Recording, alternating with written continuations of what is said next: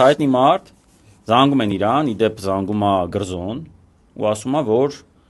sense բան է պլանավորվում գրել քո մասին, որովհետև դե իր տպագրատանն էր։ Տպվում, ասում է, ես չունեմ որևէ լծակ Նիկոլի վրա, բայց իմացի զուտ պաշտպանված լինես, տեղեկացված լինես, ըստ այդմ պաշտպանված։ Ու այդ մարդն էլ ուղարկում է համապատասխան մարդկանց, որպեսզի բանակցեն սրա հետ, որ չգրի էդի։ Արդյունքում ստացվում է այնպես, որ վերցնում ասա այդ գումարը, երկար պատմությունա ոնց է վերցնում, ավելի շատ է վերցնում, քան պլանավորվում էր, մի խոսքով վերցնում է այդ գումարը, հաջորդ օրը գնում են որ տենան, բայց լավ ոնց է հանելու մեջից էլի, որ արդեն երեկոյան կար, պարզվում է այդ օրը թերթը դուրս չի գալիս։ Եկել մի $500 խաթր, թերթը դուրս չի եկել այդ օրը։ Չկա ախպեր, այդ օրը չկա թերթը, հաջորդ օրը դուրս է գալիս այդ թերթը, որտեղ գրում են ներողություն տեխնիկական խնդիրների պատճառով, այդ թերթը